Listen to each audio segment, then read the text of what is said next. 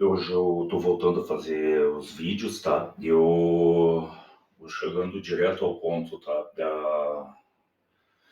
As últimas descobertas, assim, que eu fiz nos últimos meses com os estudos, né? Então eu vou voltar a falar sobre clozapina, tá? Porque eu não terminei e vi que nos meus vídeos foi super importante para... Não é todo mundo que usa, não é uma medicação, são para certos casos refratários ou super refratários, e está sendo utilizado agora na bipolaridade também, com ótima resposta, tá? Tem surgido novos estudos, mas antes era só para esquizofrenia, tá? E dado o pequeno uso, tem poucos vídeos e material, assim, para o público na internet, ou mesmo para médicos psiquiatras, e eu vejo muitos colegas terem medo de usar em função da aplasia de medula óssea, né, que não é bem assim, é pela diminuição de neutrófilos, né, e muitas vezes é basicamente isso, e tem que baixar valendo, assim, e tem que ter alguns, isso ouvindo de uma informação de um hematologista que já trabalhou com a clozapina, com pesquisa, há muito tempo atrás, ela vai ter que...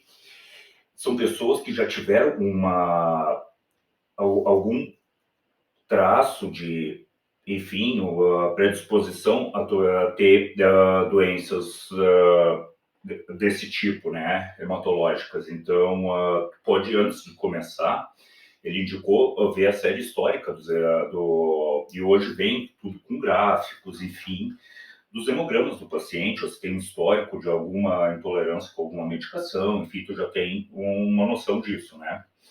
E eu vou falar um pouco sobre a eosinofilia, né, que pode ser cursar com uma cardiomiopatia, tá? E que isso é pouco falado. Vou falar também algo que descobri, que é muito simples, o uso de colírio, de atropina mesmo, uso oftalmológico, porém, para diminuir a salivação, que é muito nos casos das pessoas que usam clozapina, principalmente no início do tratamento. Então, pinga algumas gotas, enfim, até uma. Eu recém descobri, ainda não usei, para diminuir a salivação da pessoa. Enfim, eu acho que não é um efeito colateral tão importante, tá? Mas muita gente reclama em função disso, né?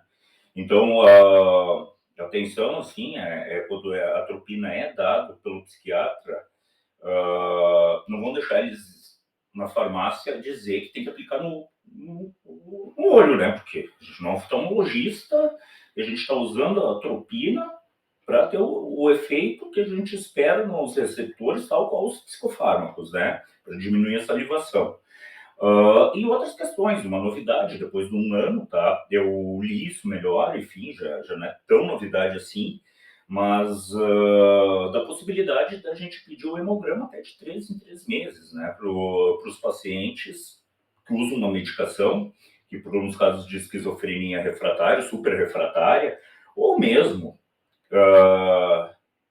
é muito controverso, mas naquele paciente que tu entra, tu vê que tem uma chance para preservar o cérebro, tu entra logo no primeiro, na primeira chance, né, que tu tem para não deixar a doença progredir, né, que tem aquele gráfico de evolução da esquizofrenia, enfim, da deterioração das pessoas a partir das crises, né. A gente faz isso muito no Rio Grande do Sul e alguns professores, enfim, pesquisadores renomados, assim, nos incentivam muito a fazer isso, e a gente fala abertamente, que mesmo eu não tendo muito embasamento, assim, mas a gente não ganha nada com isso, inclusive se expõe a risco, mas a gente tem um compromisso com o bem-estar do paciente, e a gente pensa que a gente gostaria que fosse feito o mesmo por nós naquela situação, ou por um familiar nosso. Embora não dá para esperar muito, mas a gente luta e tem esperança, enfim.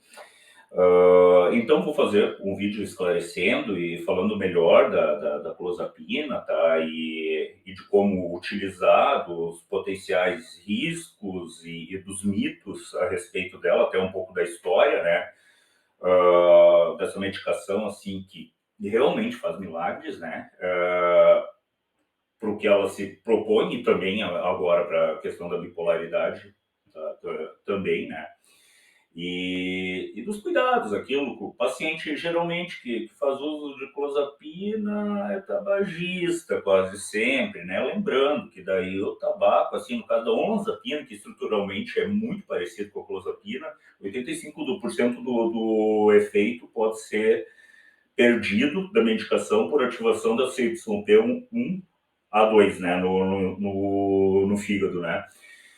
Então, tem que fazer esse ajuste e é uma coisa que a gente sempre tem que tentar, né, no que tu prescreve a medicação, como a gente diz aqui no Rio Grande do Sul, a gente tem que tentar sempre tirar o tabaco do paciente nisso, né? E quando tu tira, e isso for possível, de novo, tem que fazer um ajuste no sentido de entender que tirar o tabaco aumenta a concentração sanguínea da medicação. Então, vou falar mais e de uma forma mais organizada, e eu queria só fazer um